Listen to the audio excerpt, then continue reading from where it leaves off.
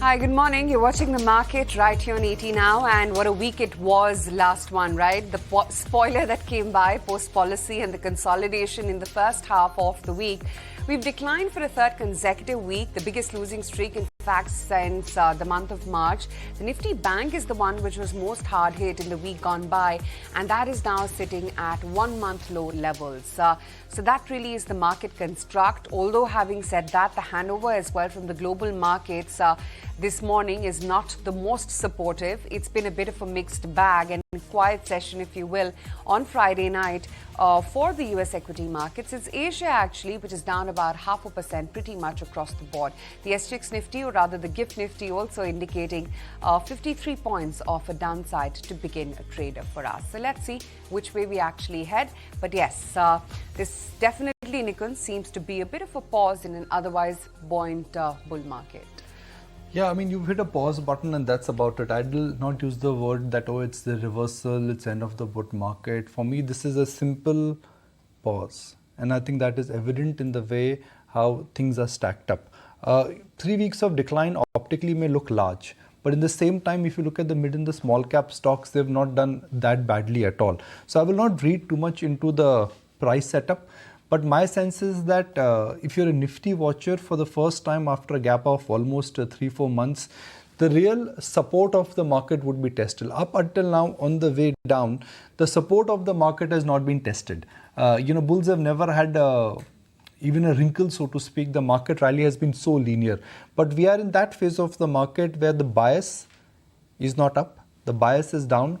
And in a downward bias, on the way down, the support now for the first time on the Nifty would be tested. You look at the FNO positioning, FIs, they were June, 70% long, 30% short. Now it is 40-60. So that is just telling you the bias also of the market. So for the first time in the summer rally of 2023, in a sense, would be has lost its sheen and shine. And if you are a long trader, well, you've got to watch yourself now, because if you go below the key support levels on the Nifty and on the Bank Nifty, then in the near term, a air pocket cannot be ruled out. Yeah, and the FI figures as well haven't quite turned positive. In fact, Friday's figure is a mammoth 3,000 crore rupees. So, it's more like a global phenomenon, which is what I was looking at. So you can look at Friday's data in isolation. But if you have to look at the data, at least for the month of August, that's a reasonable time frame to look at the data. That's the stack. It's a lot of red now. But compare that with what has happened to other emerging markets and compare that with where India stands in terms of the global positioning. So the outflows, I think, are a function of what could be called as a China versus rest of the emerging market trade. And it is empirically evident in the way how other markets have shown outflows. Taiwan, Brazil, Indonesia, Thailand, and India. India is still net positive. And I don't expect that the global selling, which has started because of interplay between the dollar index and what is happening to other emerging markets, India will be hit the least. But flows are flows. They decide the short-term and the near-term market direction. Flows are threatening to reverse. If they reverse, of course, it will have implications on the market. Now, the trade for rest of the August and for next couple of days could be, will it be China versus rest of the world? Because China seems to be humming back. So from the global market standpoint, that now really becomes the trade that what we saw at the beginning of the year, where money moved into China, it came out of other emerging markets. Will that trade be revisited? It's, nobody's made money by investing in China, but कहते हैं ना जिद होती है. It's just one of those things where you are again and again tempted to go back to China because the valuations are so attractive and the market has underperformed for so many years that optically it gets difficult to justify allocating more money to India, because you know that India is the only game in the town right now. Yep, so we'll have to see how that trade really pans out. But let's also take note not of just the China picture, but how things have shaped up overseas, particularly on Wall Street. And yes, August has started off with a bit of a rough start. S&P 500 as well as the Nasdaq, that continues to lose for the second straight week on the trot, really finding it difficult to sustain that rally. And that's not just it. individual talking points as well. The 10-year bond yield, that has surged to about 4.16%. You've got crude oil prices. Remember, it's been 7 straight weeks that you've seen an uptick in crude oil prices, and that's largely on the back of the OPEC Plus output cuts and even concerns about China's economy and the stronger dollar. The dollar index actually has risen for 4 straight weeks on the chart. So what exactly does that spell out, Nikunj, in terms of the global setup?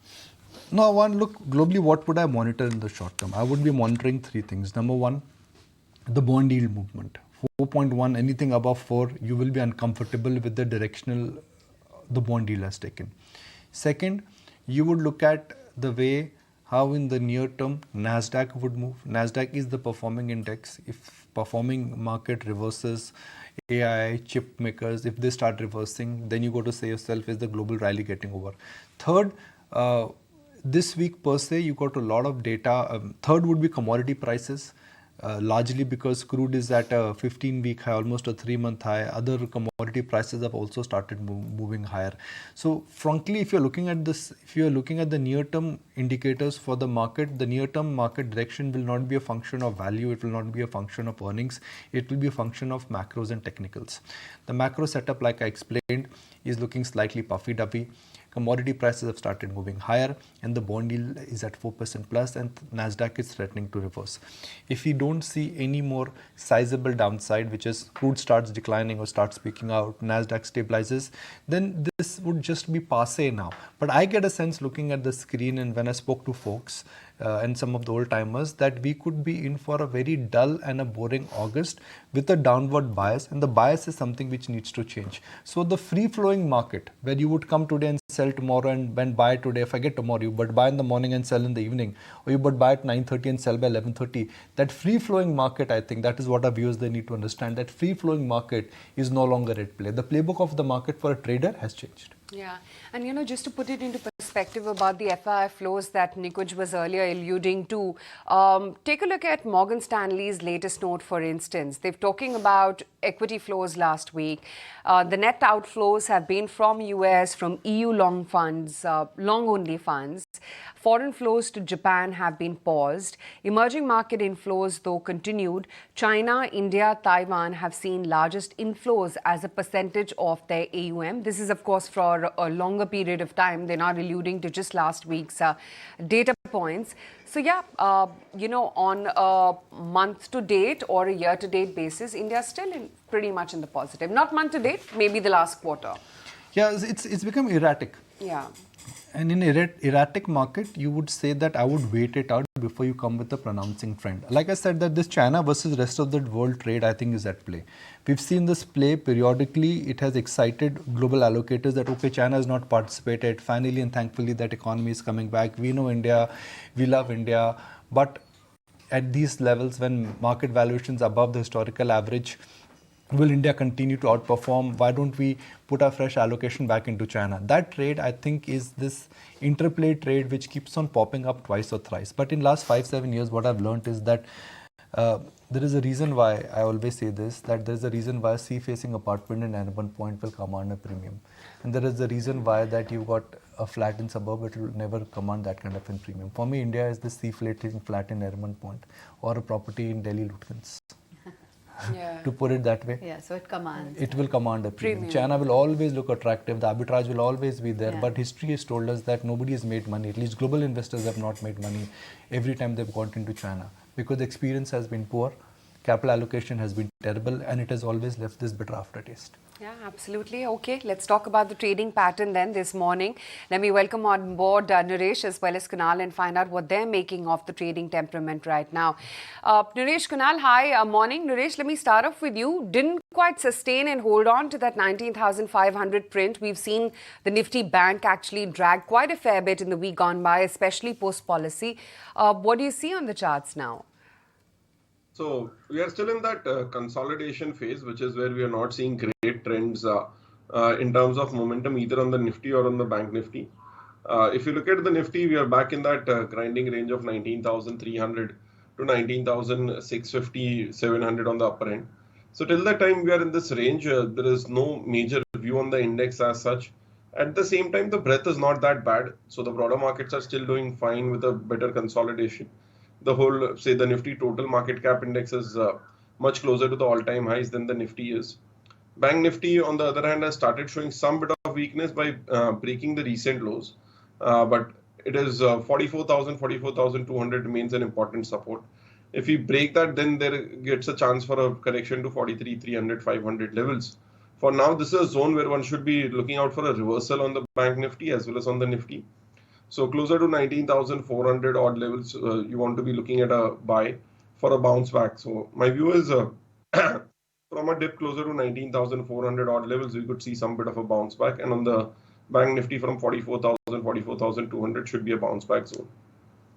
Kunal is also with us in our studios. Kunal, hi. Let's get a sense of what you're making of the overall trade setup. The fact that it's indications of a gap down on the GIFT Nifty this morning, and we wrapped up lower by 0.5% on Friday. So, the sector trends are a bit negative, if I can use that word, for the indices, because Bank Nifty managed to break below the previous relative swing low. So, when we do a like-to-like comparison over the last 1 month, that Nifty made a low of 90,300, 310, and then we bounced off. We're still protecting about that 90,300 mark, but Bank Nifty, it formed a low at 44,500 levels on the same day when the Nifty was at that 90,300 mark. Bank Nifty has broken below those levels. So that clearly shows signs of weakness across the market internals. Also, we look at it this way, that the indices are forming a probable head and shoulder pattern on the daily charts, and that could be a bit tricky because formations of head and shoulder pattern on the daily charts generally indicates that a near-term top or a major top could be in place for the indices, and we could be looking at not just a mild correction, but a correction which could be more price-wise as well as time-wise. So, would not be too much enthused into buying the indices over the very short term, even if there is any kind of a mild bounce back in between, because the near-term trend seems to have reversed on the negative side for the indices. So, would remain a bit neutral on the indices, not too much of trade on the index, but it has to be stock specific. Okay, let's get stock specific then. Kunal, what's on your list? So, two buy calls. The first one is the one Bharat Electric. I think that's a stock which has done actually reasonably well, still holding up that 130-32 mark for itself. So, would suggest a buy with an expected target of 138. Stop loss could be kept at 129. Jubilant Food is the other stock which has been holding on to that 500 levels largely over the last 2 or 3 days. So, breakout for the stock about 200-day moving average, mild retracement back towards the 500 mark, which is the 200 DMF for the stock. So, would suggest a buy, expecting a contra up move for Jubilant Food, targets of 530, stop loss at 488. All right, let's find out what's on Naresh's radar this Monday morning. Naresh, what are you betting on? So playing a bit defensive, looking at large caps which are showing some bit of a relative strength or momentum shift happening. First is the one, Reliance Industries. Now the stock on an adjusted basis for Geo Finance, earlier before that the top was around 2850. Removing 200, 250 points for it, 2600, 2650 becomes that stiff resistance. Over the last 2 days, the stock has shown some bit of a reversal, trying to cross a 10-12 day high.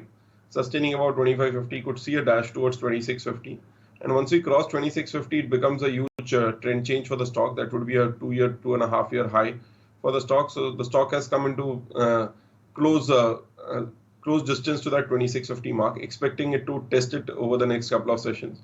So starting off with a target price of 2650, would review it beyond 2650 once it sustains. Stop loss at 2510. Second is a buy Power Grid. The stock corrected from 265, 268 levels to 240. On Friday, saw a gap up move and held on to the move throughout the day. Decent bit of reversal seen. This is more of a defensive trade here, risk reward trade. Stop loss at 239, target price of 265. All right, thanks very much for running us through those top recommendations. That is what to watch out for, and those are the stocks that our chartists are betting on. But we've got Anisha here in our studio, so let's continue to get stock specific then and discuss individual names. Why don't we begin, Anisha, by talking about Adani Ports as well, talking about what the implications of Deloitte resigning as the auditor are for the company.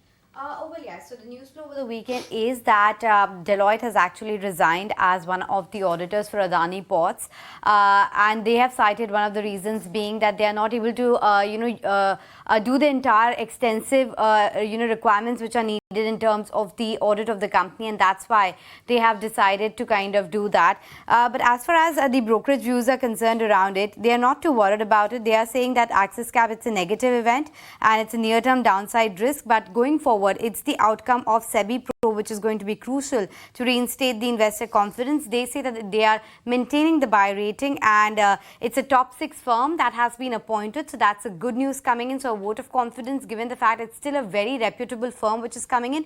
Remember, they audit the likes of IndusInd Bank, HDFC Bank, etc. So there is no chink in the armor per se. CLSA also says that the stock is trading at a discount despite robust traffic growth, and the independent audit committee is fully confident of resolving the audit issues by September. But that was about Adani. We'll watch out for that company. Of course, that has seen a bit of a derating from January onwards itself. But remember, most of the issues are already out. There's a SEBI probe which is already underway. There's Supreme Court order which is also underway. So it's not a very very fresh negative per se, and that's why the brokerages are maintaining the positive stance. So that's the latest coming in for Adani Ports. We'll watch out for the sentiment downtick on that one. But the other 2 stocks that I really wanted to discuss today are earnings candidate, and one is a big surprise while other is a bit of a miss. Let me start actually with Nykaa then. Because that stock manages to underperform. Of course, recently we have seen a lot of new age tech companies have done rather well, but Nykaa has been in the slow lane, and the earnings are also showing that. Earlier Nykaa used to be an outlier because it was the only profitable new age tech company. Now it has company for the likes of Zomato, etc., and actually growth is slowing down for Nykaa. That's the reason that BofA has actually gone ahead and downgraded the stock to a neutral. They are saying the growth is slowing and the valuation support is also limited, and that's why they've cut their FY23 to 26 EPS by 17 to 19 to 39% actually. And not only that, they're also saying that the multiple has also been cut. The pace of margin expansion is also going to be slower going forward. And to add to all of that, Nikunj, there's this added headwind about increased competition. We know Reliance is going big into the beauty space, Tata's as well. Do you think that it's time that Nykaa will be in the slow lane now? See, look at Zomato and look at Nykaa. Look at the direction where the company is moving, and where Nykaa went public and it really commanded a lot of premium because it was profitable. But post that, competition has intensified. Post that, that they've expanded into other private labels, which in a sense has not really given them that kind of a reward. My limited point here is that if I look at the rate of change in other fintech and consumer tech stocks and compare that with Nykaa, the rate of change in other consumer tech and fintech stocks is far greater than what Nykaa has reported. For Nykaa, the parameters are declining, whereas for other consumer tech and fintech stocks, they are increasing.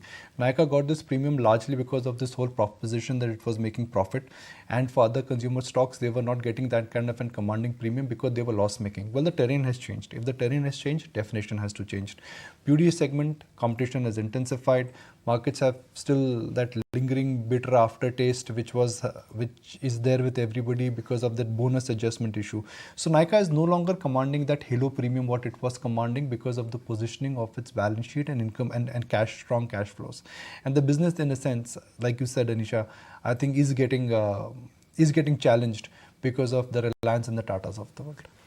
Yeah, so the downside risk on Nykaa, but the other one that managed to report a blowout set of numbers was ABB, a complete contrarian to what Nykaa actually did. And this is the entire capex cycle that we here at ET now have been talking about, that there is a bit of a momentum when it comes to all the capital good companies, and that's why ABB has managed to deliver a beat, and it's a solid beat of almost 20% versus what Macquarie was estimating. It's a 31% beat at the margin level versus what Jefferies was estimating, and that's why we have seen some sort of upgrades also come by for ABB. But do remember, having said all of this, the valuations always continue to be a bit challenging. But order inflow is something also which has been quite solid for the company. It's 30% higher on a year-on-year basis. Remember when the global parent ABB had reported its numbers, there was a bit of a dip that we had seen because people were worried that they are talking about only 8% growth, but there's always a bit of a difference in terms of how they book their orders versus what the Indian company does. And we have seen not only the order booking has been strong, but also the margin performance is also very, very solid. It's a double-digit margin that the company has reported across all segments.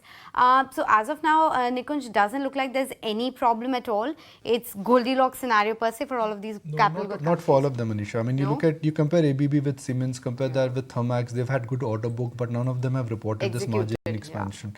So in fact, ABB is the odd one out.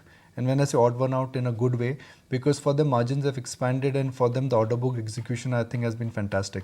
So in my book, I think ABB is right at the top of the heap, and other companies, as well as the near-term visibility in terms of order book, in terms of the trajectory, everything is fine. But in a quarter when commodity prices were lower, if other capital good companies have struggled to report expansion and margin, that is not very heartening for me. But ABB has done that.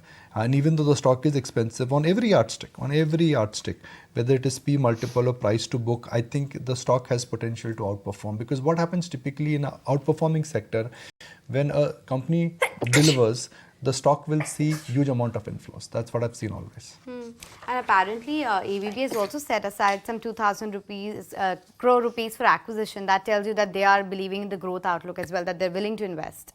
That's okay, but as long as the acquisition makes sense. I mean, 2,000 crore coming out of the balance sheet, and if it is not, see, it's an expensive stock. And if they slip a little bit here and there, markets may not like it. What are they acquiring? When are they acquiring? What price are they acquiring? All those factors would be at play if this acquisition, if this planned acquisition goes through. All right, that's the word coming in on Nykaa, ABB and Adani Ports. So thank you so much, Anisha, for highlighting those details. But who would have thought that it's already been a year that has passed since the big bull Rakesh Jhunjhunwala passed away, Nikunj, since a year since we've lost the legend. You know, Rakesh Jhunjhunwala's story is now become the official history of Dalal Street. I mean, for Asia's oldest stock exchange, 100 years old, they actually got its original hero in Rakesh Jhunjhunwala. It's been a year. The legacy what he's left, and a man is always remembered, a person is always remembered for the legacy you leave, and that's what Rakesh Jhunjhunwala has left. It's been a year, that's 365 days, but if anybody, no one has had a deeper impact on Indian stock markets the way Rakesh Jhunjhunwala has had. His whole idea of investing, in a sense, really changed how an average Indian is actually investing in viewing at stock market. You know, he entered into stock market when Sensex was not even at, 2000. He's compounded his wealth at 50% plus. A master trader and a smart investor. But above all, because he was a very personal friend and a mentor, I've always said that what I've learned from him in terms of not stock markets, but in terms of how to really become a good human being, I think I will always owe it to him. Yeah, in fact, here's a very memorable conversation that we had with market veteran Madhu Kela. And this was, exactly around the same time last year where he narrated his last conversation with the big bull himself. I had meeting with him 10 days back in Bridge Candy Hospital on his birthday. 5th of July. See the man, So I called him, भैया मेरे को आने का है, तो आ जा, खाना साथ में खाएंगे. भैया मैं पहले आऊँ नहीं खाना खाए साथ में खाएंगे. And that hospital room was converted like a party room. Yes. There were food came from 4 places, and he was staying in a hospital suite. पहले अच्छे से खाना खाया, इन्होंने terrific mood. बोला ऐसा तेजी लगता है हिंदुस्तान में, कैश मत रखना. This is 5th July, maybe 10 days back. Yes. और leverage करके share लेना. Is it a good idea to leverage? Yeah, of course, if you, as long as you leverage sensibly, as long as you know how you are leveraging, and again what you are leveraging, and to what extent you are leveraging. People think that you are leveraging, but as per my understanding, he never leveraged more than 2-3% of his net worth.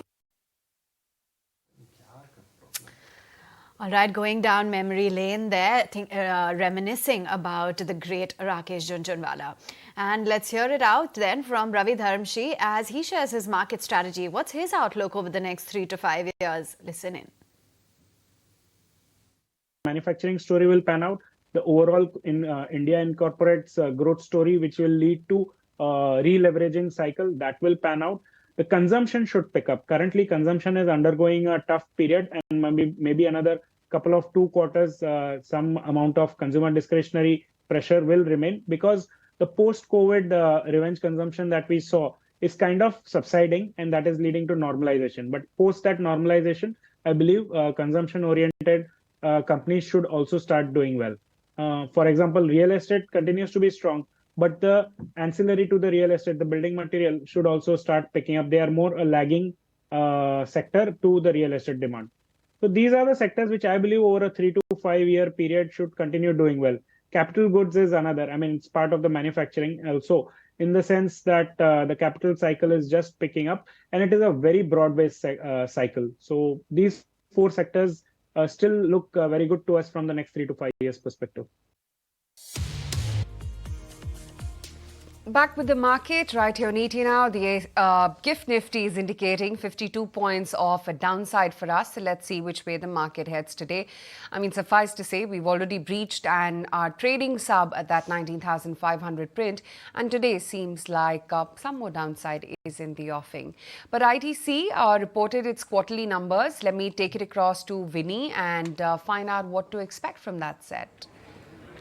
ITC is actually set to report its numbers today. There was an AGM which happened on Friday. We got a lot more details coming in on that. But in terms of numbers, we are expecting the revenue to see a decline this time of around 2%.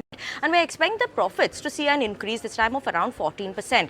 Margins expected to see an expansion as well. Now, let me break down why are we seeing a decline in terms of revenues. Because the agri-business of the company is expected to not do well. We're expecting a dip coming in the agri-business of the company, mainly due to in terms of correction in wheat prices, export restrictions that were there. There was a high base which was there for the agri-business last time as well. So all these factors combined is impacting the agri-business of the company. Other than that, FMCG business is expected to see a moderate growth of around 11% this time. EBIT margin of the FMCG business is also expected to see an expansion, while the cigarette volumes of the company is expected to see a growth of around 7%. That's an important number that we keep an eye out on. Cigarette business is also expected to do well. Hotels business expected to do well, while on the other hand, paper business, that is likely to see a weak trend coming in as well. So let's keep an eye out on, especially the hotels business. They had announced the demerger. They've given the number as well. But any more details in terms of the hotel business, that's something that we should watch out for. Cigarette volume, also keep an eye out on that one. FMCG EBIT margins is an important number to watch out for, as well as what is the outlook of the company in terms of demand trends are the key factors to watch out for. Thanks very much, Vinny, for giving us a heads up as to what to expect from ITC's earnings. And in fact, just recently, the company held its AGM and Sanjeev Puri, Chairman Managing Director, spoke saying that the reorganization of the hotels business is going to unlock value for shareholders. Let's listen in. The hotels business has developed a bouquet of brands including ITC Hotels, Momentos, Welcome Hotels, Story, Welcome Heritage and Fortune that address relevant customer need spaces and are receiving favorable response from asset owners. In the last 16 months alone, 18 hotels have been added, mostly through management contracts. Today, managed properties account for 55% of total rooms. As you're aware, the board of directors of your company has accorded its in-principle approval to the proposed demerger of the hotels business under a scheme of arrangement. The continued interest of ITC in the new entity will provide long-term stability and instill a sense of assurance amongst partners, investors, and employees, while enabling the new entity to leverage ITC's institutional strengths, including the timeless goodwill, world-class brands, and governance processes. For ITC, the reorganization will sharpen capital allocation, improve asset efficiency ratios, and unlock value for its shareholders, as well as enable leveraging of institutional synergies. Thus, the proposed reorganization will enable the business to architect the next horizon of growth as a pure-play hotels entity with a strong balance sheet, a healthy pipeline, especially when the industry is poised for robust growth. Well, ITC, the numbers are weighted today. And ONGC is also in focus on the back of its Q1 numbers. Let me take it across to Vamakshi and get in the earnings fine print. Well, yes, the company did report stronger than expected numbers. Let me quickly take you through the numbers then. Revenue did see a downtick of almost 6.8% on a sequential basis, standing at 33,814 odd crores. But the company's operational performance was better than expected, and this is mainly on account of higher gas realization. Now, let's look at the EBITDA figure. It did see an uptick of almost 49.5% on a sequential basis, standing at 17,747 odd crores. Margins have also seen a marked improvement from 32.7% to 52.5%. Net profit is what the company has reported this time around of almost 10,015 odd crores versus of a net loss of nearly 248 crores that the company had reported in Q4 of last year. Now the company also intends to add more than 1 lakh square kilometers of exploratory area each year, while also spending nearly 10,000 crores each year on exploration. The company has also recently approved 3 new projects for a capex of almost 5,880 odd crores. So all in all, it does look like a good set of numbers from ONGC, but we also have a brokerage note highlighting the same. In fact, Morgan Stanley believes that the share price could rise in absolute terms over the next 60 days. Improved global fuel dynamics could also provide benefits to the company, which is why Morgan Stanley has maintained an overweight call with a target price of 206 per share. Thanks very much, Vimakshi, for giving us all of those details. In fact, let's move right on then. And the other heavyweight in the spotlight is HDFC Bank. And that's largely on the back of the key commentary from the AGM. The MD and CEO, Shashidhar Jagdishan, has raised concerns over the funding of post the merger. Let's get on board my colleague Ankur, who joins in with the latest updates. Ankur? Yes, HDFC Bank is looking to induct former HDFC CFO into the board, and for that an application has already made to Reserve Bank of India. Apart from that, former HDFC CEO KK Mistry as well as MD of HDFC Renu Sood Karnad has already been inducted into the board of the merged entity, and apart from that, the CEO of HDFC Bank had highlighted in the AGM that there has been few risks which needs to be highlighted, and one of them is funding risk, and due to that there will be some pressure which bank might face. He cited the example of net interest margin, where there will be some pressure in the September quarter onwards because of the merger. Remember, the net interest margin of the bank remained at 4.1% in the Q1, but due to the merger there will be some pressure which will be felt later on. However, with the kind of growth the bank is aiming, it is looking to add another HDFC Bank in 4 to 5 years because with 18 to 20% growth. And due to that, there will be benefit of the bank. There will be benefit due to the housing loan portfolio which it has acquired from HDFC. Even the chairman of the bank had highlighted the same, that the credit growth and the large balance sheet of the bank will be beneficial for not only for the bank but for the economy. Okay, lots of stocks to track this Monday morning, but here's Sanjeev Bhasin telling us what you should be buying right now. It just hit 400. This will be 750. 18 crore equity. Order flow expected to be 14,000 crore in the coming year. 11-12% margin. And they are the largest or the most reasonable player in MEP. Maintenance, electrical and plumbing in the world on solar panels. And you can see the ascent. As yet, they've got no order from their, parent company. So this stock is headed to double this place. Next Diwali should be more than a double play. And that would be my top pick. As a disclosure, we have a holding in that and we have a vested interest.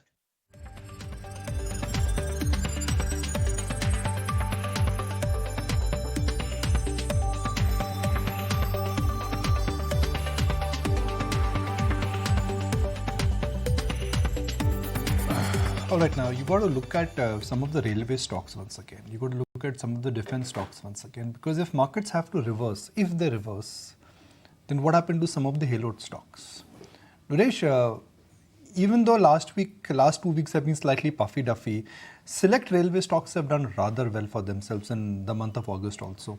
In this market pause mode, where will railway stocks move now? So I think there should be rotation in the railway stocks in terms of stocks which did really well. So we started off with Titagarh, then we even saw Texmaco Rail, which did nothing for a long period of time. We started off with RVNL, then we saw Ircon catch up. So the only one left to catch up is Rights Limited. And that is a stock which is the previous. Rish is not there. We lost him there. Kunal, railway stocks. Nikunj, I would believe that the railway space in the last 1 month had been more specific towards 2 or 3 names which had actually done reasonably well. So RVNL, for example, was one of the first ones to move up higher in second half of 2022. That stock has gotten a bit sideways. We've seen the stock correcting by more than 15% as well at one point of time, I think just about last month or so. But then the move shifted towards the two names, I think IRCON and IRFC, these are the two names which moved up higher. You saw Texmaco Rail also moving up significantly higher. So it's getting a bit more specific towards the railway stocks. I would still believe that there should be more momentum on the upside for these railway stocks, not from an immediate point of view, but from a 6-month kind of a view, because charts like RVNL, which I think started to move in 2021 second half, moved in a very similar kind of a manner. It moved into 2-3 months of strong uptrend, 3-4 months of sideways, and then the move continued for the stock price. And from I think 40-45 rupees, the stock at one point was 140 plus mark. So I would expect similar kind of momentum coming into the other railway stocks. You can't expect a significant upside in a short span, but if you can expand your time horizon to 6 months plus, then I think the returns could be significantly higher. Just look at the red in global markets. Hong Kong down 2%. Taiwan has reversed completely. Nasdaq is suddenly down. So there is a lot of red on the screen in terms of the global market average. That's how Dow moved last Friday. But it is rest of the world which I think you got to... I'm not worried, but all I'm saying is that this upturn what we saw in Indian markets was also coinciding with the global rally. You cannot look at India in isolation. And I look at flows again. This China versus rest of the world trade, I think, is back. We've seen evidence of that in 2022, early part of 2023, where money moved out of India, money moved out of China, Korea, money moved out of Taiwan. Everything went into China. Then the global investors realized, oh my God, China is not recovering. Come back again to the rest of the emerging market. Suddenly, there is a hope and a belief that Chinese economy seems to be recovering after the measures what the Chinese government have taken. And that explains why suddenly this China versus rest of the trade is at play. So as you walk into trade this morning, it's truncated week, no large global cues. Bulls are not exactly, the car is not in the fifth gear. It has not reversed, but it has certainly slowed down. Or the car, I would say, in driving terminology, is now standing and waiting for the next signal. Sandeep Sabharwal, the car was in fifth gear. It was in auto mode. Now suddenly it has hit a pause. What could be the next signal for this car to take off? Actually, Nikunj, after you go to the fifth gear, the only way is down. So I think that's what is happening in the markets. So I think... today now, Sandeep Sabharwal, SUVs are selling. There is sixth gear also in it. Turbo mode. The technology has changed. Then you buy automatic. Now most in automatic mode, then market will always go up. Okay, what could be the next signal now? So I think there are 2-3 factors which are contributing to these corrections. One, obviously, is the unprecedented move. I wouldn't say unprecedented, the strong up move in the US dollar index. And that typically creates outflows into global emerging markets. And that's a phenomenon we are seeing today. There are a lot of concerns regarding China and the decline in the Chinese economy and the yuan. A lot of foreign investors are exposed there. And I think that's having repercussions all over the world. Second factor is that obviously markets from 16,800 Nifty went up to as high as 20,000, 3,200 point move without any break since the extreme pessimism of March. So that by itself creates a scenario where markets could correct 1,000, 1,200 points at least before markets come to any reasonable level for fresh buying. So I think to that extent, a normal correction also is a phenomena which is playing out. So I think if markets come down to 18,800, 19,000 levels, for people who want to allocate up fresh, they could do that. Overall outlook for India still continues to be reasonably strong. There is some pressure on consumption demand, which is reflected in the results of many of the companies, which is being countered by lower input prices and improved margins. And on the investment side, the story continues to remain strong. So I think we can't be biased at all price levels. So as the markets give up some gains, then I think they'll present fresh opportunities. Do you see that kind of 1,000, 1,200 point fall even from these current levels on the index? Well, on the Bank Nifty, there could be another correction, another leg of I think 700, 800 points. On the Nifty, I expect the index to, if in case the correction steepens, then I think maybe 19,000 at stretch could probably be the max downside. So which means another 400, 500 points on the GIFT Nifty if we try and do that, kind of math for the indices. But I don't expect too much of a sharp correction, because what's actually happened is that if the market gets into a sudden phase of correction, all sectors they start to fall sharply. But what has happened over the last 1.5 odd month, for example, the FMCG stocks, the indices, they corrected sharply first. The auto indexes, the auto indices, auto stocks, they had already gone to a correction much prior to when the index topped out on 20th of July 2023. So when you have such kind of leading corrections already in place for sectors, the correction for the indices, they tend to get halted at every 100 to 100 point kind of a zone for the index. So that's one of the major reasons why I would not expect too much of a sharp correction. But for weaker hands to get shaken out, you have to have a break of that strong psychological mark. So I think 90,000 could be the first strong psychological level, which could be retested in this leg of correction. Right. The other stock which is going to be in focus this morning is going to be Nykaa, and we just flagged off a little while back the earnings disappointment and what the brokerages are now saying about Nykaa post that. So clearly, Bank of America has downgraded the stock now to a neutral after the Q1 miss. The target price has been cut further to 160 from the earlier 175.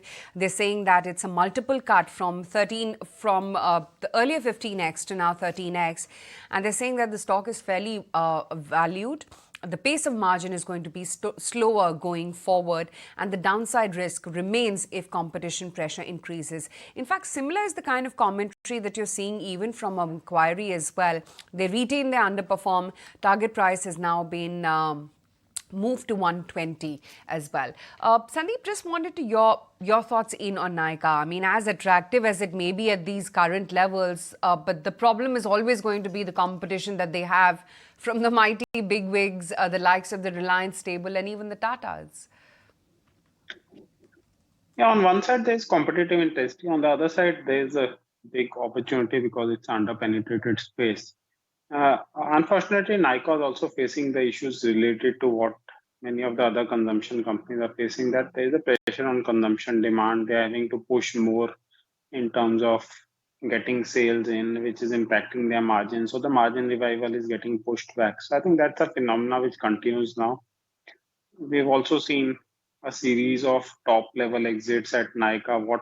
How that impacts the performance of the company, I'm not very sure. But I think that's also something which investors would be concerned about. Overall, unlike many of the other new generation companies which were listed, where there are some signs of turnaround and movement towards profitability, etc., that seems to be missing in Nykaa. So the probability that it will underperform for longer becomes bigger. It's so ironical, Sandeep. Nykaa was right at the top of the pedestal because they had profits and they commanded a premium. While if I look at the business proposition for Nykaa, post-listing it has deteriorated, competition has intensified.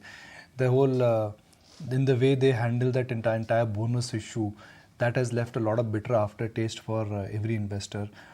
And if I compare Nykaa with a Zomato and a Paytm and a Policy Bazaar, they had fat losses and they are now walking on the path of profitability. So while Nykaa was at the top of the pedestal, the business proposition has deteriorated, and for the rest of the new tech space, I think it has only improved. So I would say that other companies were in very deep losses. So I think they realized that they couldn't get more funding. So they're sort of shaped up in the near term.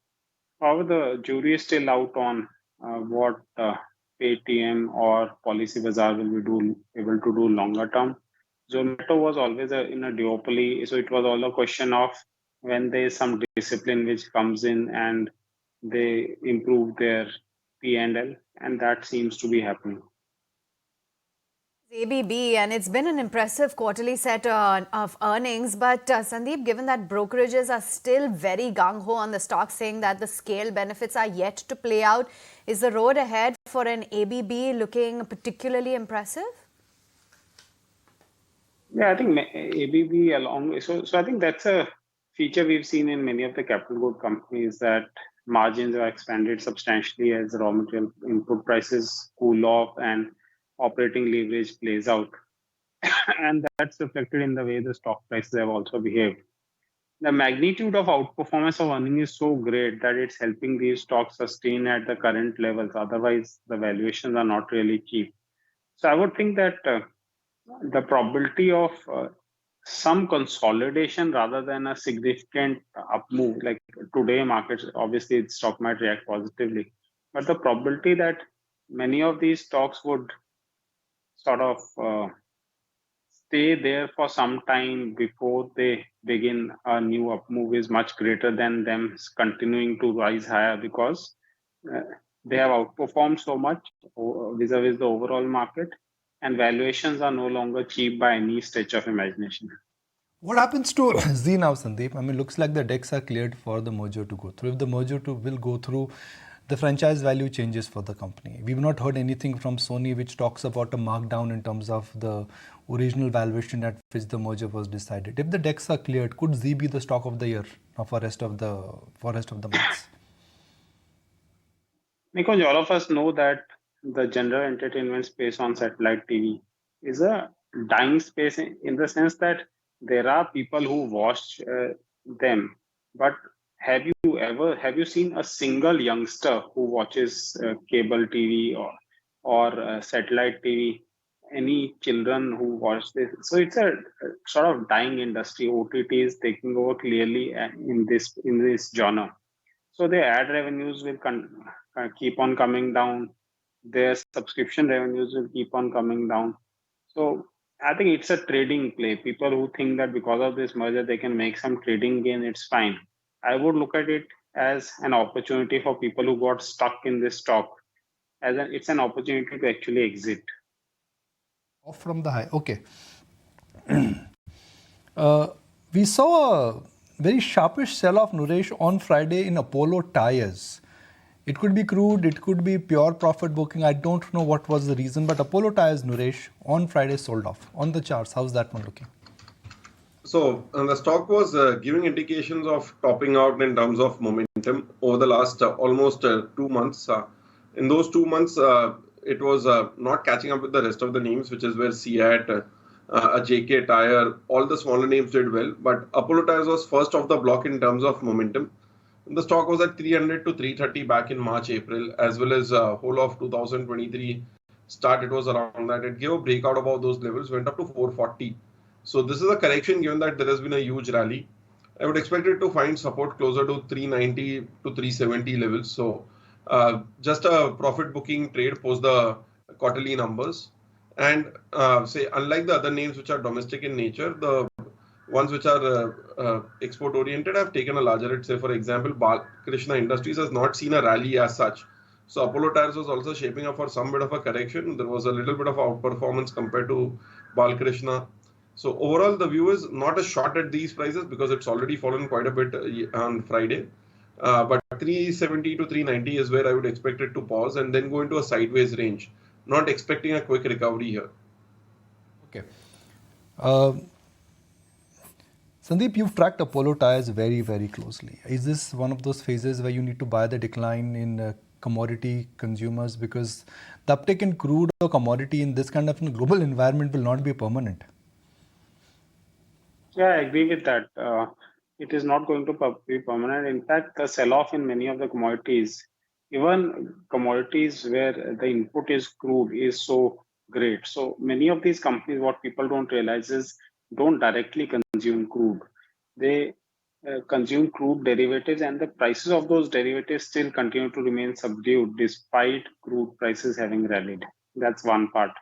Secondly, the story in Apollo Tyres has several parts to it. One, overall margin improvement. Second, operating leverage as demand revives. Right now, the demand scenario in Europe, etc., is very bad as per what the management said. Truck tires, etc., demand fell by more than 30% in the last quarter.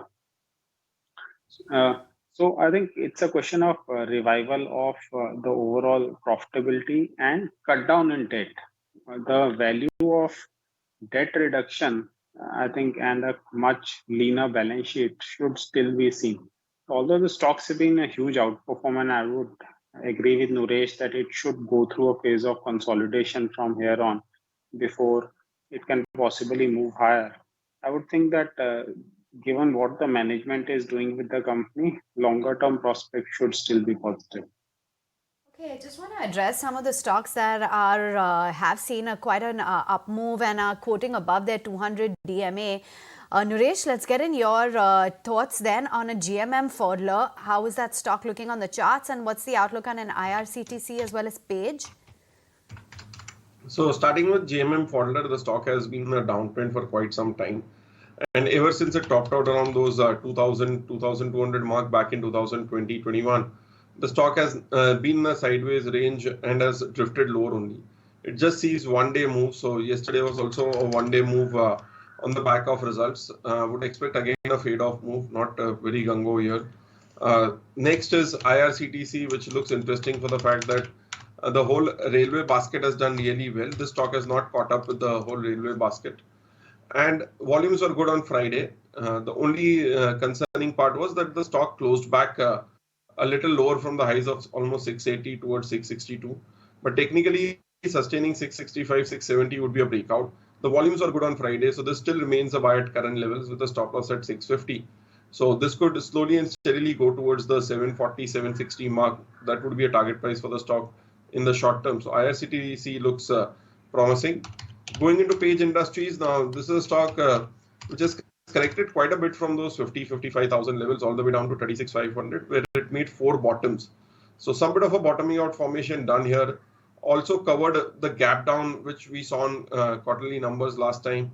But it would have a lot of resistance around the 42,500, 43,000 mark. So would still be a little cautious here, wait for some more consolidation before taking a fresh view. But the only case which comes out is that the stock has at least bottomed out at 36, 38,000. Could now get into a consolidation and then maybe turn around. Okay. I just want to mark this for our viewers in case you're wondering that, how much markets are down from the recent high. Look, the Nifty is outperforming the Bank Nifty, even though the Bank Nifty is supposed to be this haloed index where there is every reason to believe that things would be looking up.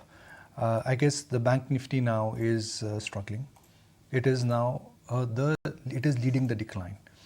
Bank Nifty in this year is up only 2%. Only 2%. Look at Nifty this year. We may talk about, okay, banks being the most crowded trade. Yes, they are crowded. Yes, they are overowned. But in terms of price trend this year, it's not like a rara move per se. The Bank Nifty this year has significantly underperformed the Nifty. And Sandeep, that's the bottom line, right? We may talk about financials being overweight. It is like a crazy consensus. It's a crazy consensus on financials. But in this year, if I look at financials, even if I add back the recent sell-off of 5%, it is up only 7%. That's hardly any outperformance in relative terms. Yeah, Nikunj, there are 2 sectors which investors and traders normally oscillate between: technology and financials. So last year we saw that investors and traders were heavily overweight technology and then it underperformed significantly. The same phenomena is happening in financials now. And financials are heavily overweight, although prospects of some of the larger banks still continues to be positive. But I think it's a very, very overweight sector among traders and investors. And to that extent, it has to go through a phase of consolidation correction, which we are seeing right now. All right. Meantime, there's ITC as well, and we'll be closely watching out for that one, coming out with its numbers, as well as Divi's Labs. Those are among the Nifty 50 companies. But Adani Ports, as we highlighted at the get-go, that's going to be in the spotlight. Deloitte, remember, has resigned as the auditor of the company. What exactly are the implications of this? Anisha has the details. Anisha? Well, yes, let me first start by telling you about the news flow over the weekend. Adani Ports informed exchanges that Deloitte, their statutory auditors, have resigned and they have appointed MSKA, an associate as the statutory auditors going forward.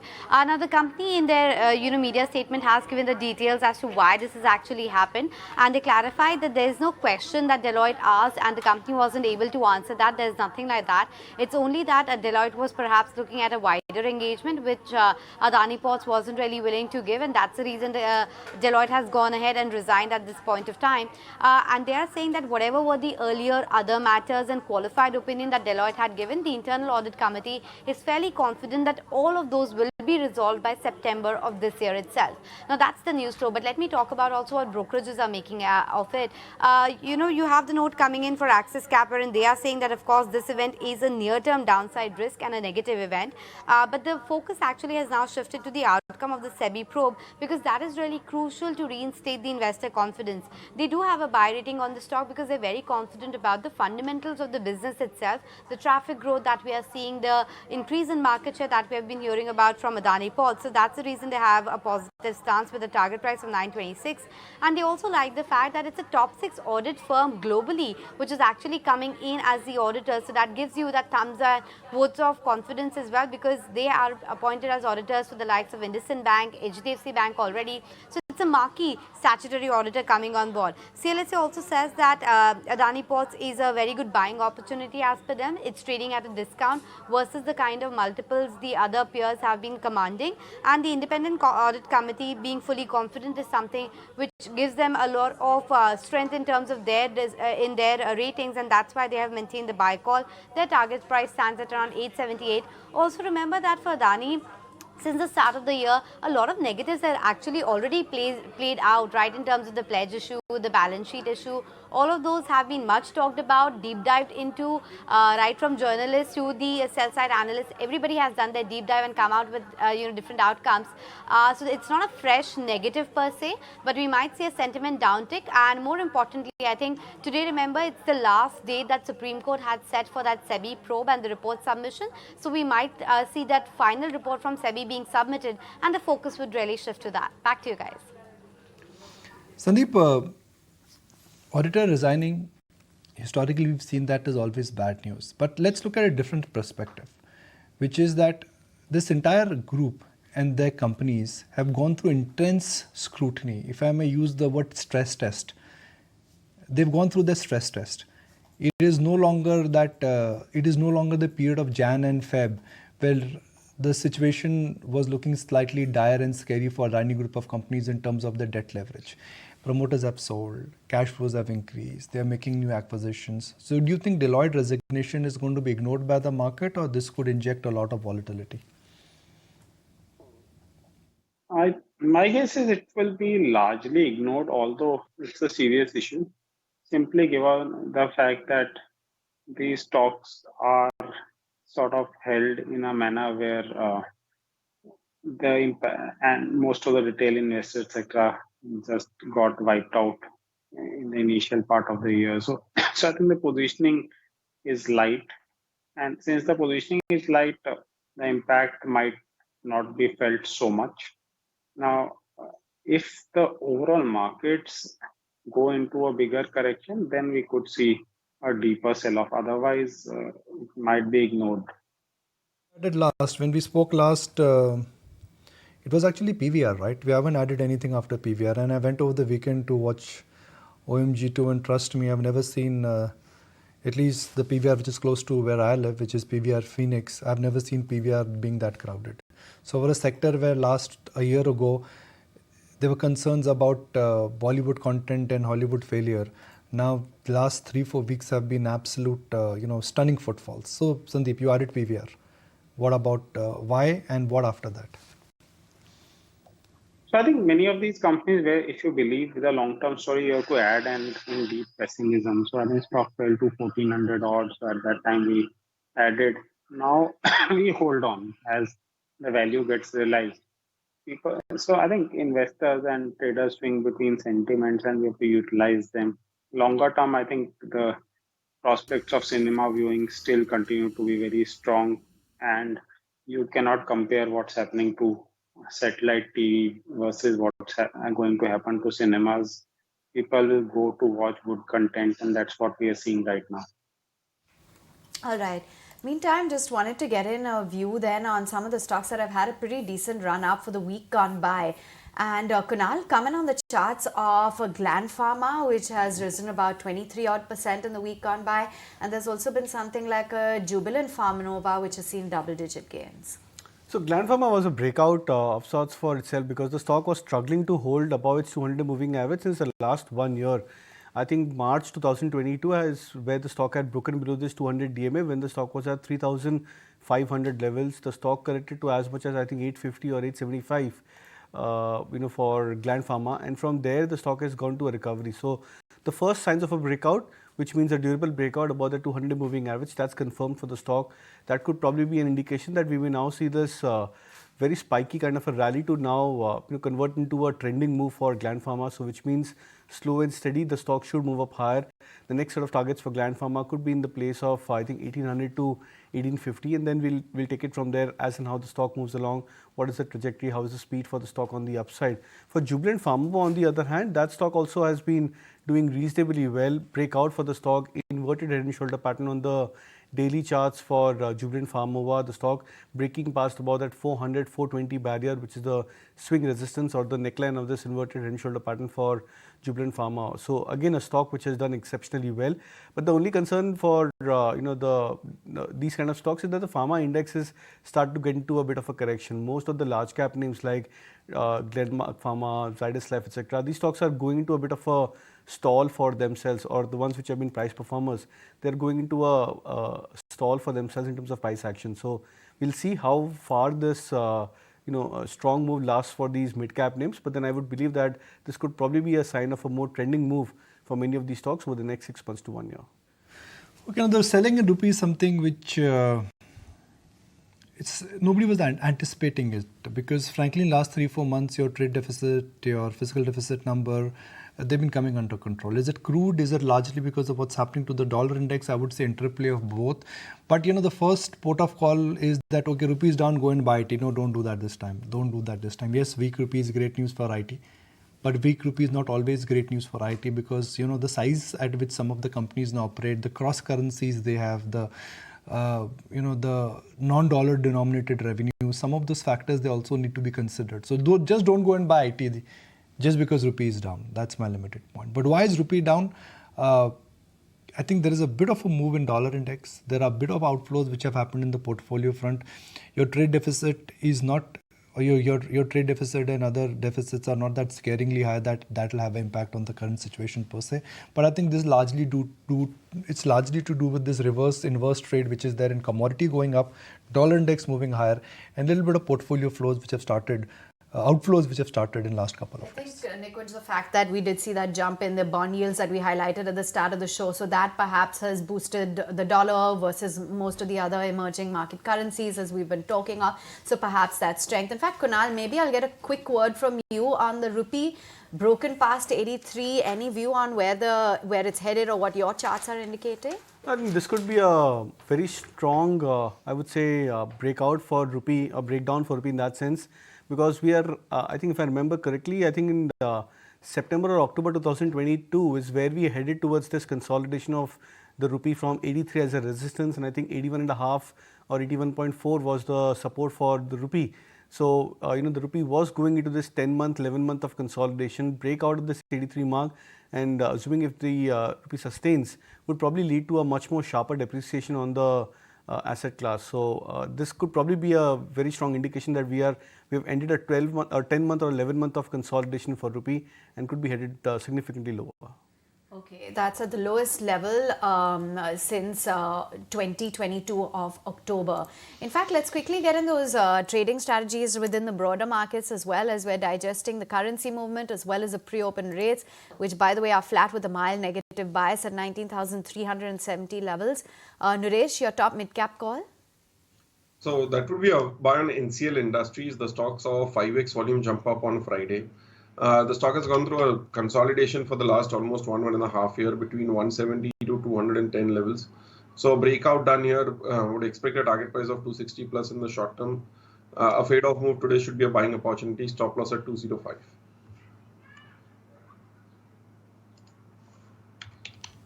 Kunal, what about your ideas? So I'll go with another PSU. BHEL is the stock which I would recommend as a buy. The stock looking attractive even post a mild downtick post results for BHEL, corrected to 95, 96 levels and then back again above that 100 mark. So would expect this momentum to continue for BHEL. 110 as a target, stop loss at 99. Okay, let's tell you what else is happening in the world outside of markets. And India and China are all set to hold the 19th round of Corps Commander talks as part of the ongoing efforts to resolve the standoff in eastern Ladakh. In fact, the said talks come less than a month before the G20 Leaders Summit, expectations running high that the Chinese President Xi Jinping would be attending the summit this time around in person. And the deadliest US wildfire in Hawaii reports 93 deaths so far, and officials claim that the death toll is only likely to rise. The cause for the fire has not been determined yet, but experts say there might be a possibility of active power lines that fell in the high winds, which led to the wildfire that ultimately spread all the way to Lahaina, the coastal western town in western Maui. And back home, at least 18 patients have been admitted at the civic-run Chhatrapati Shivaji Maharaj Memorial in Thane who lost their lives in the span of 24 hours. Sharad Pawar has called it a failure on administration's part. Chief Minister Shinde has formed a high-level panel to probe the lapses in treatment. Earlier this month, remember, 5 patients died on August 10th, taking the death toll up to 23. Meantime, Rahul Gandhi is on a 2-day visit to his Lok Sabha constituency, Wayanad, and this has been the first since his reinstatement as MP. During the visit, he said that the continuing violence in Manipur is disturbing. He also pitched for tribal rights at an event. And as the prices continue to soar, the NCCF has sold 71,500 kgs of tomatoes at a subsidized rate in Delhi at the 2-day mega sale that was held ahead of the Independence Day celebration in order to provide some relief to consumers.